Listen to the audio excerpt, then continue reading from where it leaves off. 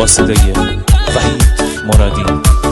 کاری از مهدی عبدی. پالنگ وحشی بی من مرا دستیا کردی، یار جنگی من، شلوار پلنگی من، خالش و روزارم مرمسیا کردی، یار جنگی من، شلوار پلنگی من، حسی که به تدایمت برگی برندوه، یار جنگی من، شلوار پلنگی من، این جنگی کاتی عاشق تا که زندوه، یار جنگی من، شلوار پلنگی من، همه منطقه جنگ، همه تیر و تفنگه، رگبار فشنگه، هر خانه تاریکا داره مثل پلنگه، آماده جنگه، آماده جنگه،